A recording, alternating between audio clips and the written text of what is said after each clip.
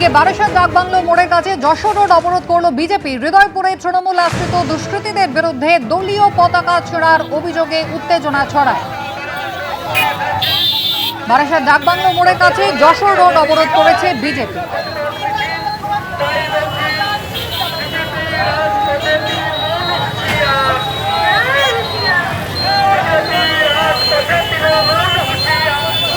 সমীরণ পাল আমাদের প্রতিনিধি রয়েছেন আমাদের সঙ্গে। সমীরণ, ঠিক কি অভিযোগ বিজেপি? যেটা অভিযোগ রয়েছে যে গতকাল বারাসাত বিধানসভা এলাকায় হৃদয়পুর স্টেশন সংলগ্ন এলাকায় গতকাল একটি বিজেপি প্রার্থী শঙ্কর চট্টোপাধ্যায়ের সমর্থনে নির্বাচনী সভা অনুষ্ঠিত হয় গতকাল রাতে।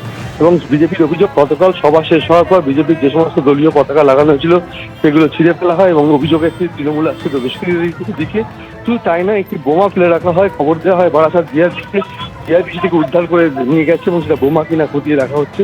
তবে এই ঘটনাকে কেন্দ্র করে চাঞ্চল্য ছড়িয়ে পড়ে তৃণমূলের পক্ষ থেকে অভিযোগ অস্বীকার করা হয় এবং ঘটনার প্রতিবাদে আজকে সকালবেলা সেখানে প্রার্থী যান শঙ্কর চট্টোপাধ্যায় এবং তারপর কিছুক্ষণ বাদে এখান থেকে যশোর রোডে হৃদয়পুর মোড়ের কাছে বেশ কিছুক্ষণ বিজেপি সমর্থকরা রাস্তায় বসে অবরোধ করে প্রতিবাদ করে তাদের বক্তব্য। তাদের নির্বাচনী সভা চলার পর সেখানে তাণ্ডব চালানো হয়েছে তৃণমূলের পক্ষ থেকে এবং অবরোধ করা হয় এবং কিছুক্ষণ অবরোধ চলার পরে কিছুক্ষণ আগে অবরোধ উঠে গেছে। ধন্যবাদ সমীরণ।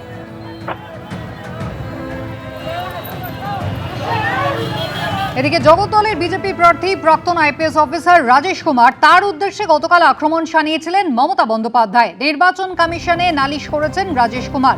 গতকাল প্রচারে গিয়ে রাজেশ কুমারকে আক্রমণ করেন মমতা বন্দ্যোপাধ্যায়। মমতা বন্দ্যোপাধ্যায়ের কাছে তিনি টিকিট চেয়েছিলেন কিন্তু দেননি, এমনটাই তৃণমূল নেত্রীর দাবি। কেন তিনি দেবেন? চোর বাটপাটদের তিনি টিকিট দেন না। গতকাল মমতা বন্দ্যোপাধ্যায় কি বলেছিলেন আপনাদের শোনাবো, তবে তার আগে জগদ্দলের বিজেপি প্রার্থী রাজেশ কুমার তিনি কি জানিয়েছেন। মুখ্যমন্ত্রী বলেছেন চোর পুলিশ আমার কাছে টিকিট চেয়েছিল, আমি দিইনি, বিজেপিতে চলে গেছে। কি বলবেন?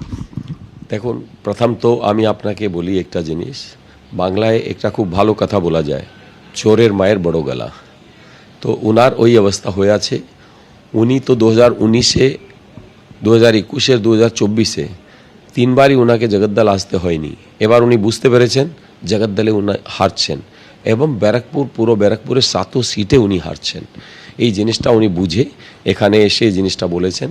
আর তারপরে যে জিনিসটা আছে, আমার তো গত 5-7 এসিআর তো উনি নিজেই লিখেছেন, আউটস্ট্যান্ডিং এসিআর, নো মানে কোনো আমাদের যেটা ভিজিলেন্স অ্যাঙ্গেল যেটা থাকে, ইন্টিগ্রিটি সার্টিফিকেট সব তো ওনার হাতে দেওয়া। 15 দিন আগে, যখন রিটায়ারমেন্টের 15 দিন আগেও ক্যাটের কমপ্লায়েন্সে আমার ইন্টিগ্রিটি সার্টিফিকেটের নাম পাঠানো হলো ডিজির পোস্টে, তখনও আমার ইন্টিগ্রিটি সার্টিফিকেট দেওয়া হয়েছে। তো কোন মুখে এসব কথা বলে কাকে উনি বোকা বানানোর চেষ্টা করছেন? আমি এটাই বলছি, এটা চোরের মায়ের বড় গলা। উনি বলছেন যে আপনি তৃণমূলের কাছে টিকিট চেয়েছিলেন, ওনার কাছে টিকিট চেয়েছিলেন, সেটা না দেওয়াতে আপনি বিজেপিতে জয়েন। আমাকে 10 বছর পুলিশে পোস্টিং দেওয়া হয়নি।